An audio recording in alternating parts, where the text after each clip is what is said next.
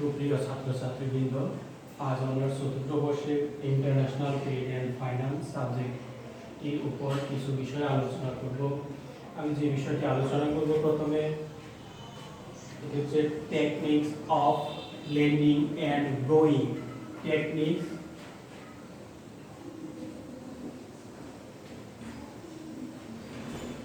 of lending and borrowing।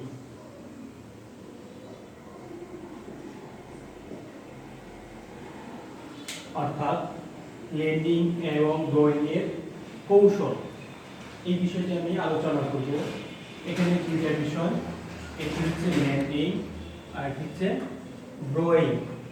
এই দুইটা বিষয় আমি আলোচনা করব। এখানে আমাদের জানতে হবে লেন্ডিং কি, borrowing কি, এবং কখন আমরা লেন্ডিং করব, কখন আমরা borrowing করব। একটি দেশের সাথে আমরা যখন আমদানি রপ্তানিতে লিপ্ত হই তখন আমাদের এই বিষয়টি জানতে হয়। আমদানি রপ্তানির ক্ষেত্রে লেন্ডিং কে সাধারণত আমরা ইনভেস্টমেন্ট বলে থাকি। ইনভেস্টমেন্ট সাধারণত বিনিয়োগ, যে বিনিয়োগ করবে অর্থাৎ যে দেশ বিনিয়োগ করবে তাকে সাধারণত লেন্ডিং বলা হয়।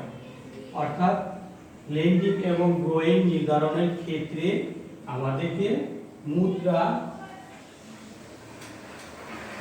borrowing করব না লেন্ডিং করব, অর্থাৎ আমার মুদ্রাটিকে একটি দেশ থেকে আমরা লেন্ডিং করব, আরেকটি দেশ থেকে borrowing করব। অর্থাৎ borrowing এবং লেন্ডিং মূল বিষয়। borrowing বলতে যেটা বোঝানো হয়েছে এখানে মূলত ধার, লেন মানে ধার, কিন্তু এখানে বিনিয়োগ অর্থাৎ যে বিনিয়োগ করবে তাকে বোঝানো হবে। আর borrowingটা হচ্ছে ধার নেয়া। লেন্ডিং বলতে ধার দেয়া, অর্থাৎ আমরা দেয়া এবং নেয়ার সম্পর্ক। এখান থেকে আমরা বুঝতে পারি আমদানি এবং রপ্তানি। অর্থাৎ এই লেন্ডিং বলতে আমাদের কি দেয়া বোঝাবে, borrowing বলতে নেয়া বোঝাবে, অর্থাৎ ধার নেয়া, এবং লেন্ডিং বলতে ধার দেয়া। এখন আমরা কোন মুদ্রায় কিভাবে করব এটা আমরা বুঝবো। অর্থাৎ একটি দেশের থেকে যদি আমরা borrowing করি, অপর দেশে সেটা লেন্ডিং করতে হবে। একটি দেশ থেকে আমরা লেন্ডিং করলে আরেকটি দেশে আমরা borrowing করব। আমি একটি চার্টের মাধ্যমে বিষয়টা বোঝানোর চেষ্টা করতেছি।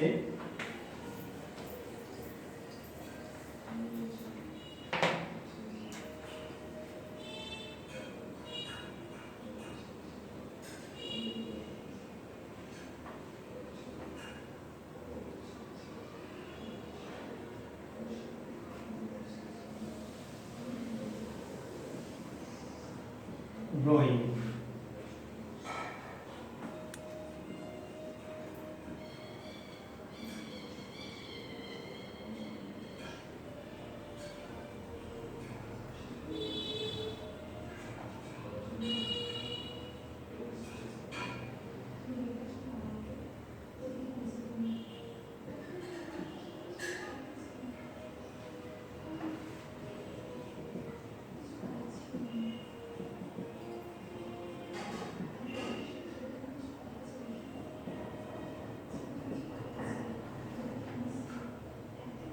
এখন খেয়াল করি, ইউএস ডলার, কানাডিয়ান ডলার, মুদ্রা কারেন্সি, মুদ্রা বোঝানো হয়েছে লেন্ডিং borrowing।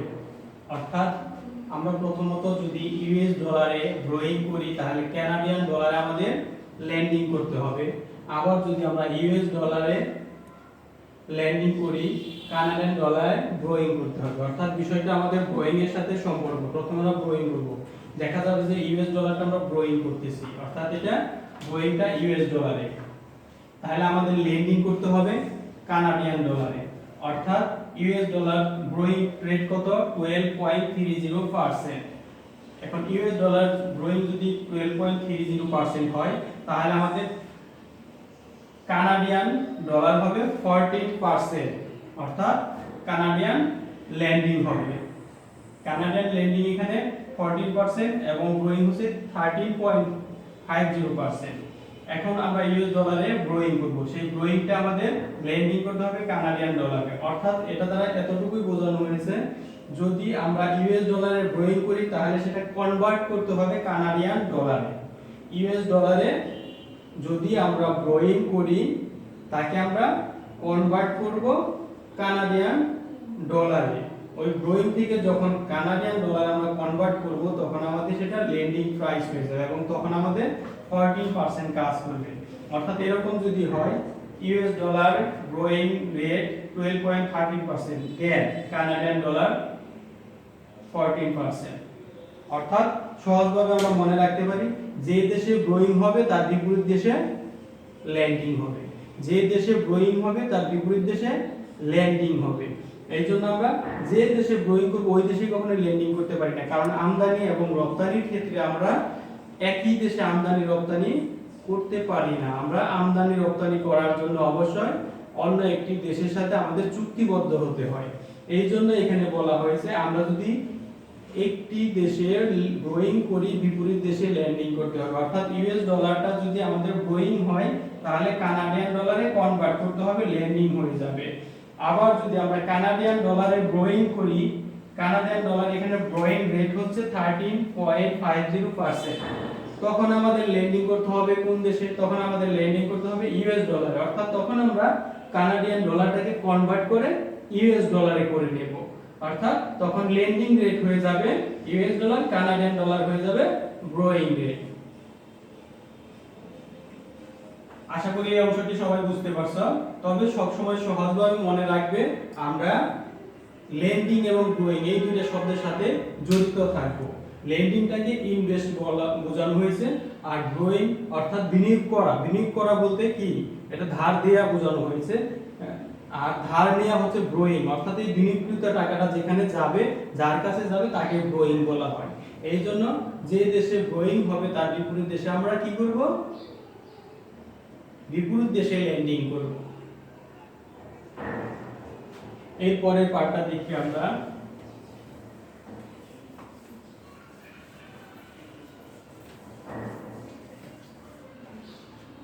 আমরা একটু দেখব স্পট রেট।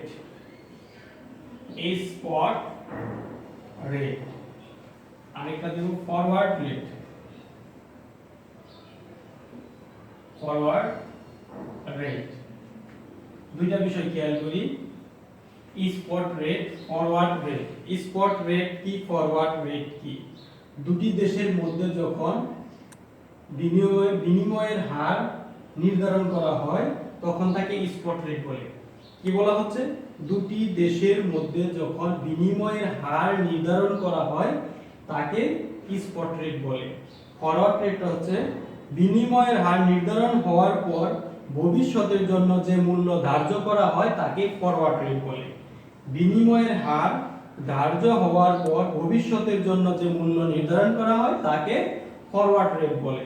তাহলে আমরা বলতে পারি স্পট রেট এবং ফরওয়ার্ড রেটের আরেকটা ভাবে ব্যাখ্যা দিতে পারি। আমরা প্রিন্সিপাল অফ ফাইন্যান্সে পড়েছি, দেখেছি যে time value of money separate present value future value.